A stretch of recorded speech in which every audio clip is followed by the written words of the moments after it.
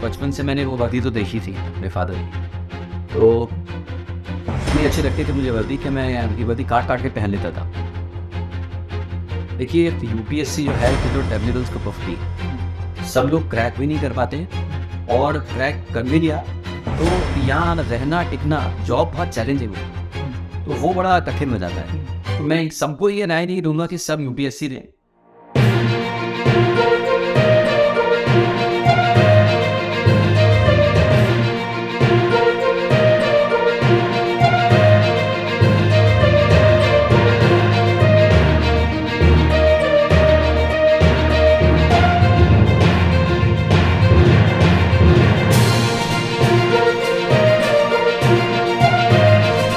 नमस्कार। आज हमारे जो गेस्ट हैं उनका नाम भी आईपीएस है और वो पेशे से भी एक आईपीएस ऑफिसर हैं। जी हाँ, हम बात कर रहे हैं इंगित प्रताप सिंह की, जो कि एक आईपीएस ऑफिसर हैं और साल 2011 में इन्होंने आईपीएस की परीक्षा क्रैक की थी। स्वागत करते हैं इंगित प्रताप सिंह जी आपका। और बताएं सर, क्या चल रहा है आजकल स्पेशल सेल में? कुछ नहीं, आजकल तो हम लोग सब लोग G20 के मद्देनजर काम कर रहे हैं। वो special being part of Delhi police, हम लोग सब लोग उसी के लगे हुए हैं। जितनी भी इंटेलिजेंस गैदरिंग हो रही है, क्योंकि कुछ भी हो सकता है, G20 पूरे देश का गौरव इस पर टिका हुआ है, सब उसी के लिए काम करें। अब तक के अपने सफर के बारे में बताइए, कैसे आपका ये आईपीएस में आने का फैसला हुआ, कैसे आपका ये सफर अब तक चला और कैसे आपने ये तय किया कि अब आपको ऑफिसर आईपीएस में आना है आपको? ये मेरे फादर जो हैं, he was 1980 batch IRS officer, customs में थे। शॉर्टली आफ्टर उन्होंने इंश्योरेंस में से जॉब कर लिया था, पर्सनल रीजंस थे उनके। बट बचपन से मैंने वो वर्दी तो देखी थी अपने फादर की, तो इतनी अच्छी लगती थी मुझे वर्दी कि मैं ये वर्दी काट काट के पहन लेता था। तो देर आफ्टर मैं बड़ा हुआ धीरे धीरे, और सन 1999 में कारगिल हुआ, तो मेरी बड़ी इच्छा थी कि एक यूनिफॉर्म पहनूं। वहाँ से मेरा इंक्लिनेशन आर्मी की तरफ हो गया, और सन 2001 में मैं एनडीए ज्वाइन किया था मैंने। वहाँ पे कभी कभी होता है ना कि are not mentally and physically fit, so I to board myself out from there, फिर ड्रॉ करना पड़ा। बाहर आके I joined another entry of the army, technical entry C होती है।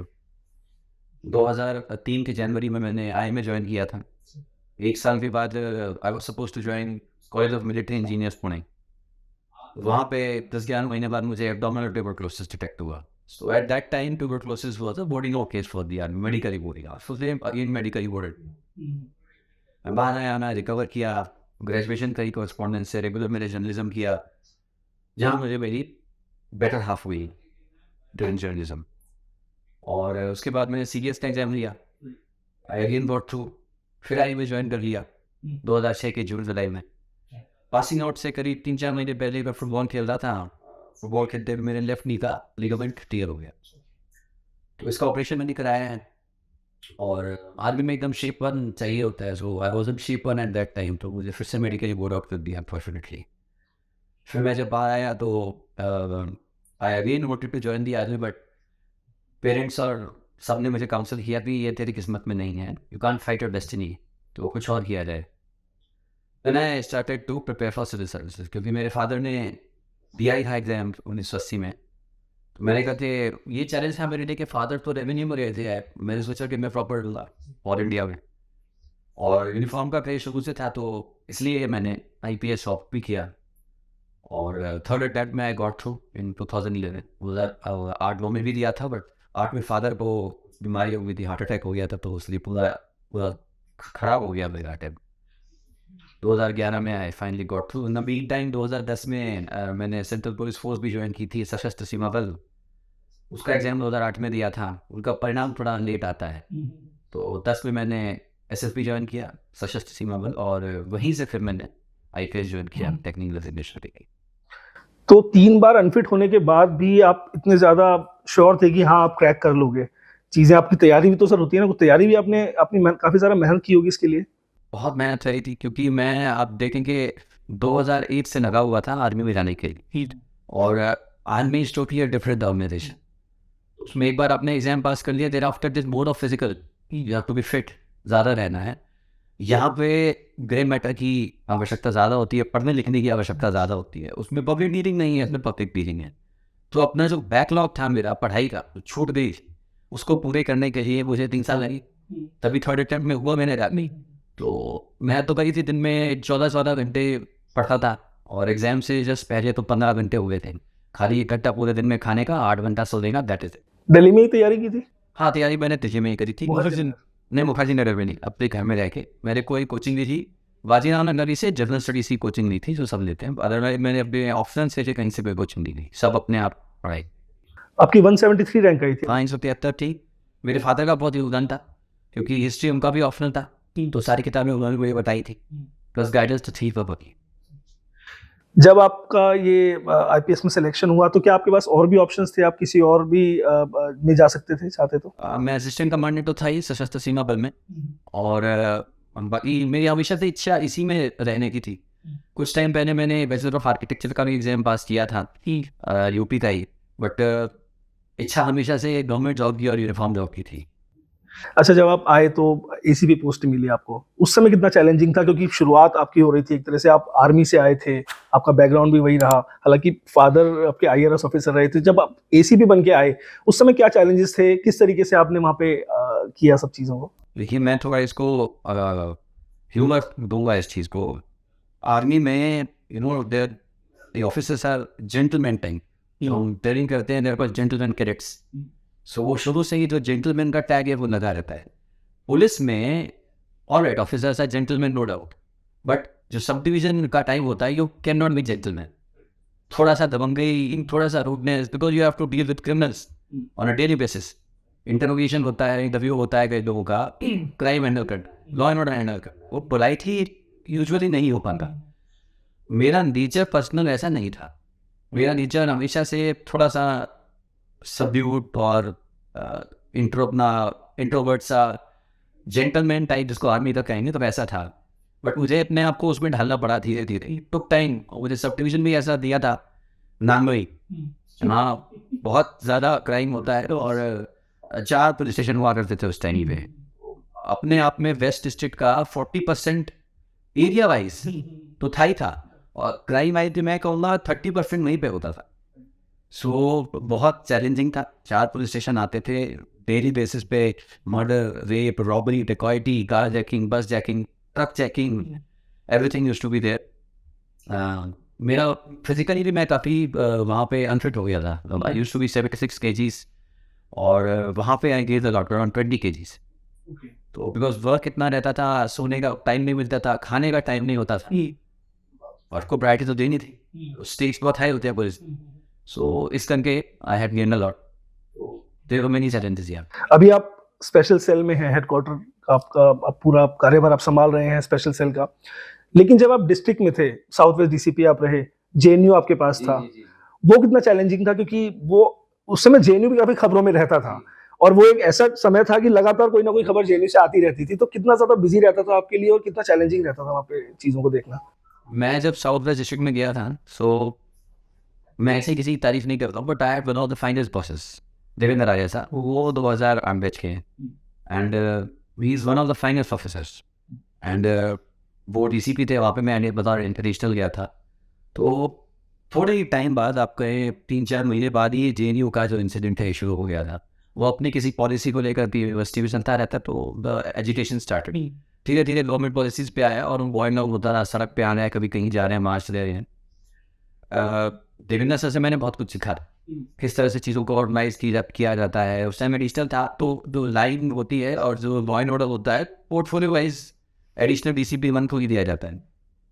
अगर मुझसे थोड़ी मोड़ी की गलती भी होती थी, छोटी मोटी, देवेंद्र सर नज़रअंदाज कर देते, बड़े भाई की तरह बताते थे। तो उनसे बहुत कुछ सीखा मैंने। और यहाँ ये कहूँगा, जो मेरी आर्मी की जो ट्रेनिंग थी, बी ऑर्गेनाइज्ड एंड प्लानिंग कैसे की जाती है, वो वहाँ से काफ़ी काम आई। तो इतना हैंडल करना इतना मुश्किल नहीं होता है, जो उसकी पहली प्री प्लानिंग वगैरह होती है, या जो नेपथ्य नहीं किया जाता है काम, वो ज़्यादा चैलेंजिंग होता है। बट उसके लिए मैं ऑलरेडी ट्रेन था फ्रॉम दी आर्मी। तो एक जो 50% था वो देवेंद्र सर ने ईजी कर दी, और 50% मेरी आर्मी की ट्रेनिंग ने ईजी कर दिया मेरे लिए। तो मैं कहूँगा कि somehow stars were like that कि मैं सही डिस्ट्रिक्ट में चला गया, टाइम बहुत टर्मोइल वाला था, बट वो ठीक है। होता था कि सोना तब भी सोना बनता है, हीरे को तराशा जाता है हाई प्रेशर में, तो वो प्रेशर सिचुएशन ज़रूरी थी। फिर जब मैं वहीं पे डीसीपी लग गया, तो मैं पूरी वाकफियत थी मेरी ज़िले के साथ, जेएनयू के साथ। जेएनयू के जितने स्टूडेंट लीडर्स थे वो मेरे कॉन्टैक्ट बुक में थे, फ़ोन बुक में थे, तो उनसे डायरेक्ट रब्ता था। एंड समटाइम्स इतना होता था कि डायरेक्टली फ़ोन कर देते थे, कुछ होता था हमको परेशानी, तो कई एजिटेशंस तो कई उनके जो होते थे वो तो वैसे ही हैंडल हो जाते थे, which was good for entire Delhi police also in south district also. Fitness का राज क्या है आपकी? आप लगातार, आपको जब भी मैंने देखा आप फिट नजर आए हैं। क्रिकेट भी आप खेलते हैं और भी स्पोर्ट्स में आप एक्टिव रहते हैं। क्या करते हैं फिट रहने के लिए? Actually cricket is a good sport, but it is my last choice. मैं सारे स्पोर्ट खेलता हूँ बचपन से। इनफैक्ट मैं अगर मुझसे कोई पूछता है कि how old am I, so I say that I am 10 Olympics old. Okay, Olympic तो ओलंपिक्स चलता हूँ, 4 ओलंपिक्स में अपना एक बर्थडे खेलता हूँ, तो मुझे सारे स्पोर्ट्स बहुत अच्छे लगते हैं। And I live for the Olympics. तो I have been a good hockey player. Football में तो मेरा नी भी टूटा था। Then I am national level shooter, भी शूटिंग करता हूँ 10 मीटर एयर राइफल में। और इसके अलावा सारे फ्री स्पोर्ट अच्छे लगते हैं। एंड एथलेटिक्स मेरे कई रिकॉर्ड्स हैं। मैंने लाल बहादुर शास्त्री अकेडमी में 17 साल पुराना हाई जंप का रिकॉर्ड तोड़ा था, तो मुझे गोल्ड मेडल मिला था 1.6 मीटर्स आई थिंक का हाई जंप। तो 17 साल पुराना रिकॉर्ड था वहाँ पे, वो मैंने तोड़ा था। जैवलिन थ्रो किया है, लॉन्ग जंप किया है, 100 metre sprint, on the athletics and all the sports based. Shooting में मैंने सुना है आप कुछ अच्छा अभी आगे जाने वाले हैं, नेशनल्स भी खेलने वाले हैं आप। नेशनल्स में ऑलरेडी खेल चुका हूँ। वो there's a criteria, उसमें एक पर्टिकुलर स्कोर आना होता है, then you go into the selection trial for the team and your team. Every day not Sunday, और स्पोर्ट्स में आप रिपीट नहीं कर पाते परफॉर्मेंस, तो उसमें इस बार अच्छा नहीं हो पाया। बट मैं गिव अप तो नहीं करने वाला, वो मेरे डीएनए में नहीं है, जीन में नहीं है। तो I will keep on continuing, keep on working, देखते हैं क्या होता है। अच्छा सर, अगर हम डिस्ट्रिक्ट से अलग होने की बात करें तो स्पेशल सेल बिल्कुल ही अलग है। और डिस्ट्रिक्ट्स में तो पब्लिक डीलिंग भी होती है, तमाम चीजें, लॉ एंड ऑर्डर भी देखना होता है। स्पेशल सेल में आने के बाद आपको क्या लगता है कि कुछ परिवर्तन आया है आपके लाइफस्टाइल में या फिर आपके जो कार्य प्रणाली है उसमें? जमीन आसमान का फर्क है, वो ये कहूँगा कि not undermining the work of district, but usually district में चीज़ें रूटीन रहती है। क्राइम्स होते हैं, पब्लिक डीलिंग है, लॉ एंड ऑर्डर है, then there is office work जो होता है, वो सब रहता है। कभी कभी कुछ अप्रत्याशित हो जाता है, अनप्रेडिक्टेबल, ये हो गया तो सडनली रेस्ट करना पड़ता है, but that is part of the duty. और उसमें हम लोग इतना ज़्यादा दूर का नहीं सोचते। बिग प्रोफाइल केसेस जो डिस्ट्रिक्ट के होते हैं, usually they are transfer to special cell. तो वहाँ पे इतने बिग प्रोफाइल केसेस भी इन्वेस्टिगेशन का सुपरविजन हम लोग नहीं कर पाते थे। जो नॉर्मल केसेस हैं, जो हमारा क्राइम चार्ज बना हुआ है, उसके केसेस होते थे एमडी। और जो सोचने की क्षमता है वो उतनी लिमिट तक रहती थी कि मैं अपने डिस्ट्रिक्ट को संभाल लूँ, डिस्ट्रिक्ट का क्राइम हैंडल हो जाए, प्रिवेंट हो जाए, लॉ एंड ऑर्डर मेंटेन हो जाए, दैट इज इट। सेल का काम काफ़ी लार्ज है, मतलब इसका जो जुडिक्शन है पैन इंडिया कह सकते हैं हम। Sometimes it goes beyond Indian territory, जो हमारी बाउंड्री है बियॉन्ड है। तो बहुत सारी चीज़ें हैं, कई एजेंसी से कोऑर्डिनेशन रखना पड़ता है, इंटेलिजेंस एजेंसी से। And I am also handling स्वैट स्पेशल वेपन एंड टैक्टिक्स। तो जो हमारे कमांडोज हैं, उनका, उनकी ट्रेनिंग, उनका रखरखाव और रिक्रूटमेंट ऑफ ट्रेन उनका करना, 3 साल का टेन्योर रहता है उनका, को जाना आना, कब जा रहे हैं, कब आ रहे हैं। एंड हेडक्वार्टर जॉब है मेरे पास सेल का। जितना प्रपोजल है स्पेशल सेल का, तो specially with regards to G20, तो भी प्रोक्योरमेंट हम कर रहे हैं, वो थ्रू मी ही इनिशिएट होगी, मैं ही करूँगा। तो बहुत ज़्यादा आप कह सकते हैं, वर्कलोड बहुत ज़्यादा है। बट देखा जाए, अगर चैनलाइज किया जाए उसको प्लान तरीके से, तो टाइम भी ख़त्म हो जाता है। इसलिए तो मेरे कुछ ख़त्म नहीं होता था, वो चलता रहता था, रात में भी चलता रहता था। यहाँ पे ऐसा नहीं। अच्छा, लोगों के जहन में एक स्पेशल सेल को लेकर की ये भी सोच है कि एनकाउंटर्स, बदमाशों को पकड़ना, रोजाना कोई ना कोई, अगर हम बात करें तो वेपन्स की कई बड़ी खेप्स जो है पुलिस पकड़ती रहती है। तो क्या एनकाउंटर्स वगैरह में भी आप कभी एक्टिव रहे हैं कभी? कि मैं पर्सनली कभी भी एनकाउंटर में एक्टिव नहीं रहा, क्योंकि अभी जो ये काम है ये रेंजेस का होता है। एंड रेंज का डीसीपी में अभी थोड़े टाइम पहले ही मुझे एक रेंज दिया गया है, तो अभी तक ऐसा कुछ मेरे सामने नहीं आया है। और आई एम नॉट सेइंग प्रो है हूँ मैं या अगेंस्ट हूँ, नॉट जस्टिफाइंग और denying it, but it is what it is. कभी कभी हार्ड स्टेप्स लेना पड़ता है, एंड कभी कभी सिचुएशन ऐसी हो जाती है, तो it is what it is. अच्छा सर, हम लोगों की सोच की बात करें तो किसी भी स्टेट में चले जाइए, एक आम जन जो है वो पुलिस के बारे में काफी नेगेटिव रहता है, डरता है पुलिस की वर्दी देख के, और ऐसा भी होता है कि पुलिस सामने से आ रही है तो अपना रास्ता बदल लेता है। तो वो इमेज जो है उसको चेंज करने के लिए क्या लगता है आपको, क्या करना चाहिए पुलिस ऑफिशियल्स को? सबसे पहले तो जो हमारा रिक्रूटमेंट है सिस्टम, उसको सुधारना पड़ेगा। और जो रिक्रूट होने के लिए स्टाफ आता है, तब तो स्टाफ नहीं होते, तब तो यंग बॉयज एंड गर्ल्स ही होते हैं। तो ये देखना बहुत ज़रूरी है कि वो संवेदनशील हैं समाज के लिए, लोगों के लिए। हमारे डायरेक्टर हुआ करते थे वीएन राय, नेशनल पुलिस एकेडमी के। उनका मोटो था संवेदी पुलिस, सशक्त समाज। अगर पुलिस संवेदनशील है, संवेदी है, तो समाज सशक्त बनेगा। पुलिस को पहले संवेदनशील होना पड़ेगा समाज के लिए, कि समाज में अगर मान लीजिए आपके पास कोई आता है, आपको उसकी व्यथा समझनी जरूरी है। आपको अपने आप खुद को उसके जूतों में रखना जरूरी है, तब आप उसकी व्यथा दूर कर पाएंगे। और ये जो डर है, ये भी हमारा ही बनाया हुआ है।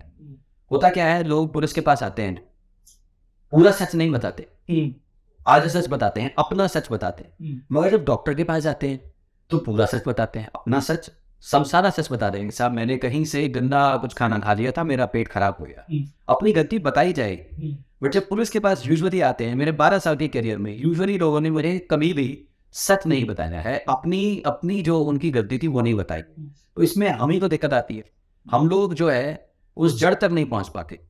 तो कानून सबके लिए है, कानून सबके लिए बराबर है, डरने की कोई बात नहीं होती है, रिस्पेक्ट करना जरूरी है। तो सच बता दें कि काम हमारा आसान होगा, वो डर खत्म हो जाए। तीसरा, जैसा कि मैंने कहा कि मैन मेड है ये डर। पेरेंट्स अपने बच्चों के माइंड में क्या डालते कि सो जाओ बेटा, देखो आइसक्रीम खा लो, खाना खा लो अपना, वरना पुलिस अंकल में ले जाएंगे। तो ये मैं कहूँगा ये भी नहीं करना चाहिए। पुलिस बच्चों को पकड़ने के लिए तो बिल्कुल नहीं है, जुवेनाइल जस्टिस रूल है, एक्ट है, तो उनको तो बिल्कुल पकड़ने के लिए नहीं है। बाकी ऐसा नहीं करना चाहिए पेरेंट्स को। उनको भी ये सिखाना चाहिए कि हमारी रिस्पेक्ट हो, हमारे साथ में आए, हमारे साथ में ऐसे ही खेले। तो ये है, इसलिए डर बना हुआ है पुलिस ना। जैसा कि मैंने कहा, आए ना चेंज, धीरे धीरे आएगा। That is not fun. अच्छा सर, यूपीएससी की एक तरह से कहते हैं ना कि अगर आपका मन है बनने का, तो वो स्कूल लाइफ से ही आपका जो एक रास्ता है वो धीरे धीरे तय होना शुरू हो जाता है।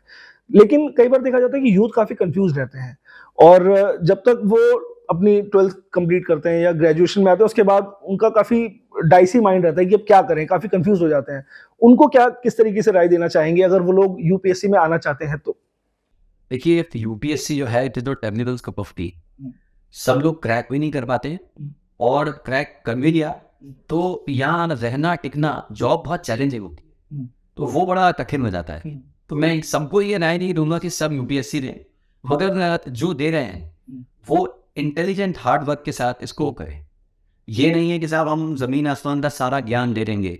It has to be cracked with intelligent hard work. There is a difference hard work पे और इंटेलिजेंट हार्ड वर्क में। आप सुबह उठ के 4 बजे नहा रहे हैं, ठंड में ठंडे पानी से। मैंने कई लोग देखे हैं, सुबह उठ के 4 बजे नहाएंगे जनाब, ठंड में ठंडे पानी से फिर पढ़ने बैठ जाएंगे, नाश्ता अपना खा ले रहे हैं, सब मिस कर रहे हैं। उस सब की जरूरत नहीं है। हम लोग अपने आप को प्रताड़ित करने के लिए पढ़ाई नहीं कर रहे हैं, और नहीं आगे आपकी सर्विस में होगा।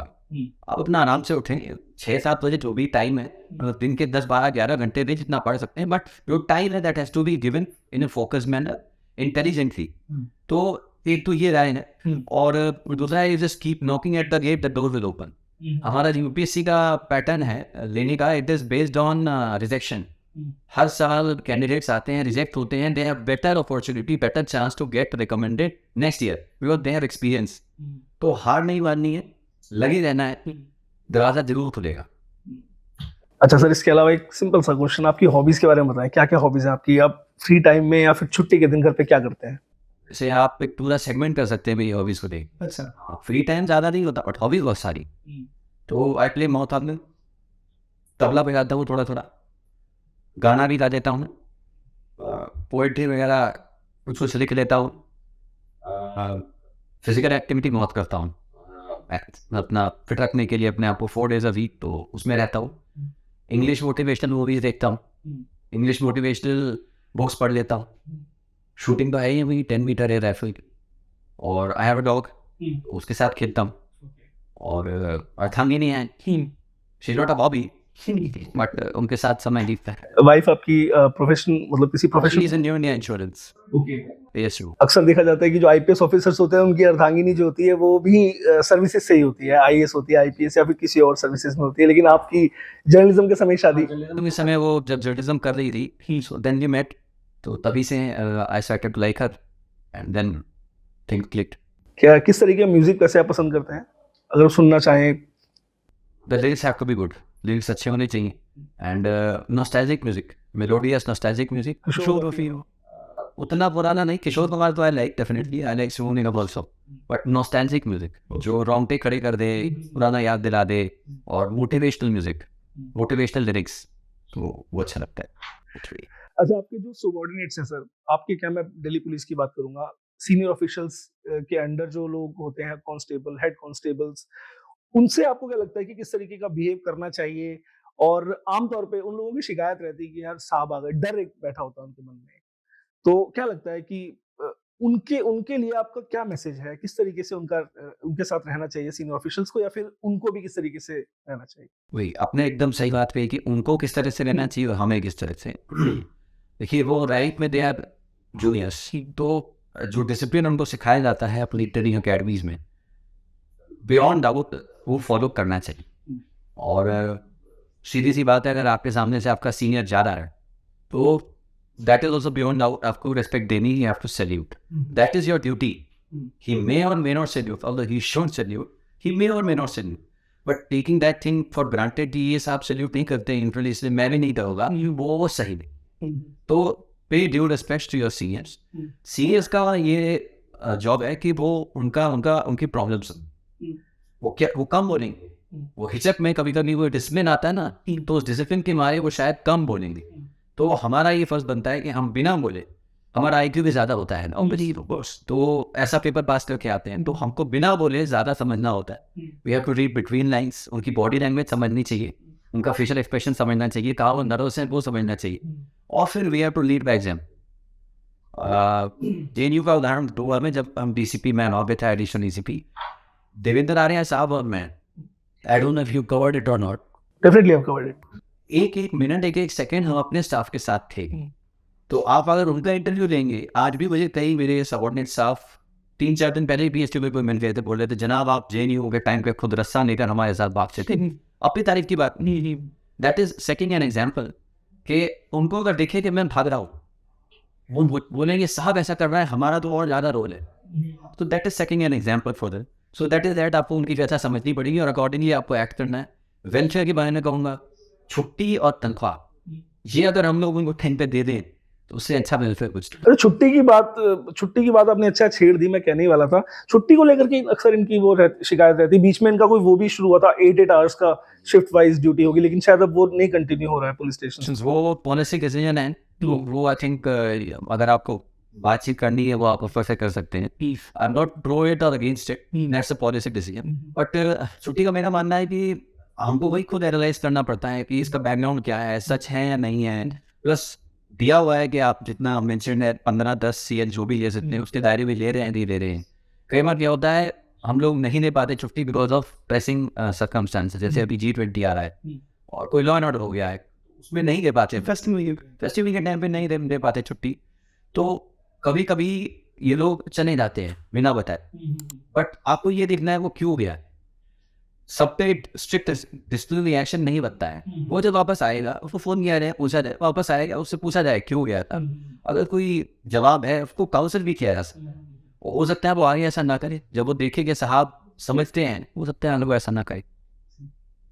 अच्छा सर, कन्हैया कुमार का एक इंसिडेंट हुआ था जब वो जेएनयू वाला, उसके बाद से लगातार मैंने जेएनयू को कवर किया, काफी क्लोजली चीजों को मॉनिटर किया। उस समय मीडिया का भी एक अपना रोल था, पुलिस का भी अपना रोल था, और जो स्टूडेंट्स थे अलग अलग दलों के, एबीवीपी के हों या फिर आइसा के हों या फिर एसएफआई के हों स्टूडेंट्स, उन तमाम चीजों को टैकल करना पुलिस के लिए कितना ज्यादा डिफिकल्ट था, क्योंकि अलग अलग ऑर्गेनाइजेशन थी और पुलिस को अंदर एंटर करने एक तरह से मना था कि जेएनयू के अंदर, कैंपस के अंदर पुलिस नहीं जाएगी। उस सिचुएशन में आप किस तरीके से हैंडल करते थे? एक तो स्टूडेंट लीडर से लगातार बात करते रहते थे। जैसा कि मैंने बताया, मेरे फ़ोन में ही कॉन्टैक्ट बुक में उनके नाम और नंबर्स थे। तो देवेंद्र साहब और मैं, हम दोनों ही often we used to visit JNU in 7 days, and कभी कभी उनके साथ जाके उनके गंगा ढाबे पे उन लोगों ने पकौड़े और चाय पाए, चाय पी है, पकौड़े खाए। That was one way. और वहाँ से कई इंटेलिजेंस की बातें समझ आ जाती है कि क्या होने वाला है, सिमरिंग डिस्कंटेंट अगर कुछ चल रहा है, किस चीज़ पे ये लोग बातें कर रहे हैं, क्या हो सकता है, क्या होने वाला है, वो उनसे पता चलता है। सेकेंडली जो वहाँ के प्रोक्टर्स होते हैं, प्रोफेसर, उनका नोमेनक्लेचर अलग है, तो उनसे भी हम लोग टच में रहते थे कि आपकी क्या बातें चल रही हैं स्टूडेंट से। कुछ पॉलिसी ऐसी होती थी जो स्टूडेंट को पसंद नहीं आती थी, हम लोग खुद जाके उनसे बात करते थे कि इसको और किस तरह से मोल्ड किया जा सकता है, किस लेवल पे जाके ये ठीक होगी वगैरह वगैरह। और अगर स्टूडेंट्स को होता रहे कि नहीं, उनको अपना जाके HR यूनिवर्सिटी में जाके अपना बात रखना है, तो देन हम लोग खुद ही उनको एस्कॉर्ट करके लेके जाए जाते हैं। That was the policy decision. तो कई बार हम लोग उनको यहाँ पे HR यूनिवर्सिटी में लाए भी हैं और उनकी बातचीत भी कराई, तो कई चीज़ें इस तरह से हैंडल हो जाती थी। इसके अलावा जैसे मान लीजिए कभी कोई आपत्तिजनक चीज़ हो गई JNU में, मान लीजिए लड़की छेड़ दिया, वो थोड़ी सी सिचुएशन हो जाती है, तो उसमें तो गुस्सा किसी को भी आएगा। और बीइंग स्टूडेंट्स होता है ना, यंग ब्लड, तो उसमें गुस्सा किसी को भी आएगा। तो देन उसकी एक ही चीज़ थी, थोड़ी देर के लिए वो लोग हंगामा करते थे, शोर मचता था, but then we used to take the complaint and take cognizance, और जो भी लीगल एक्शन बनता है वो हम लोग लेते थे। अच्छा सर, एक स्पेशल सेल जो है ये पूरे इंडिया की सबसे प्राइम पुलिस में से एक मानी जाती है। ये डिपार्टमेंट ही जो है आपका स्पेशल सेल का, काफी सारी स्टेट की जो पुलिस है वो भी हेल्प लेती हैं कई केसेस में इनकी। अभी रिसेंट केस सिद्धू मूसेवाला आपको पता ही है, उस केस में एक तरह से वो केस पूरा पुलिस, पूरा का जो पूरा केस था वो स्पेशल सेल ने ही खोला। काफी सारे लोग अरेस्ट किए, उसके बाद उनको हैंड ओवर किया, उन्होंने भी काफी सारे लोगों को अरेस्ट किया पंजाब पुलिस ने। और अभी फिर एक बार ये जो केस अभी चल रहा है खालिस्तान वाला, इस केस में भी क्या स्पेशल सेल की नजर है? क्या इसमें भी कुछ कर रहे हैं? जैसे कि मैंने आपको बताया, हमारा वैसे तो पैन इंडिया हमारा वो रहता है, और इस पे भी फोकस है, नो डाउट कि नहीं है, इस पे भी फोकस हमारा है। जैसे ही कुछ होगा तो you will get to definitely. Sir, youth के लिए क्या मैसेज है आपका? यूथ के लिए ये मैसेज है कि अपनी स्ट्रेंथ को जाने, क्या लाइफ में करना चाहते हैं, और उस पर फोकस करना है। जो नेशन होता है कोई भी, वो यूथ फ्यूचर होते हैं उसके। और मैंने अक्सर नोट किया है कि आजकल का जो यूथ है, जनरलाइज नहीं कह रहा हूँ, मैंने जो देखे हैं अपने इधर काफ़ी लोग थे, तो कई लोग बाहर कहते हैं ना, दूर के डोल्स आपने, तो वो देश छोड़ के विदेश भी जा रहे हैं, सेटल भी हो रहे हैं। बट अगर सब लोग देश छोड़ के बाहर चले जाएंगे तो देश को कौन अच्छा करेगा? और जिस प्रॉब्लम की वजह से आप बाहर जा रहे हैं, वो प्रॉब्लम वहाँ पे सुधार सकते थे। तो बस मेरा कहने का मकसद यही है कि अपने पैशन को जाने, अपने जो आप जिसमें अच्छा कर सकते हैं उसको जाने, और देश में रह के जो भी बेस्ट आप उसमें कर सकते हैं वो करें। वो देश की तरक्की में ही जाएगा। हो सकता है आपकी फ्यूचर जनरेशंस, अगर हम लोग देश को अमेरिका से कंपेयर करें, और यूथ भी अगर करता है, तो हो सकता है next America India you, better standard of living, better quality of everything. अच्छा सर, दिल्ली पुलिस के लिए अक्सर ये एक सबसे महत्वपूर्ण पॉइंट रहा है, सबसे महत्वपूर्ण बिंदु जिसको कह सकते हैं वुमेन सिक्योरिटी का, उसको लेकर के दिल्ली पुलिस ने और अभी क्या क्या स्टेप्स लिए हैं, और क्या आगे आप लोगों की प्लानिंग है कि और ज्यादा महिलाओं की सुरक्षा के लिए कदम उठाए जा सके? देखिए, अभी हाल फिलहाल में हम लोगों ने लास्ट ईयर आई थिंक हम लोगों ने कई महिलाओं को रिक्रूट किया है। और जो प्रीवियस हमारे CP साहब थे, उनके टाइम पे ऑलमोस्ट ये 33% वाले जो सिस्टम था वुमेन का, वो हो गया है। कई SHOs भी हम लोग देख रहे हैं, अभी वुमेन SHOs हैं पुलिस स्टेशन में, लेडी सब इंस्पेक्टर्स हैं पुलिस स्टेशन में। एंड हम स्पेशल सेल में अभी वेरी रिसेंटली हम लोगों ने 100 स्वैट कमांडोज, वुमेन स्वैट कमांडोज रिक्रूट की हैं। उनकी ट्रेनिंग अभी चल रही है एंड दे जॉइन इन जून। तो ये सारी चीज़ें तो हैं ही हैं। इसके अलावा पॉलिसी को अगर आप देखें, हमारी जो पॉलिसी रही है वो you can discuss it at the higher echelons. We are trying to make women वो comfortable in approaching us. Basically 18 level पे अगर कोई महिला जाती है, व्यथा हो जाती है, प्रॉब्लम हो जाती है उसको, तो हमेशा नॉट ओनली विमेन, मैन भी कभी कभी दे सकते हैं, तो विमेन तो और भी ज़्यादा शक्ति हुई, उनको कंफर्टेबल फील कराया जाए, किस तरह से कराया जाए। तो हम लोग उस पर काम कर रहे हैं, थाने लेवल पे जाके वो कैसे कंफर्टेबल फील हो।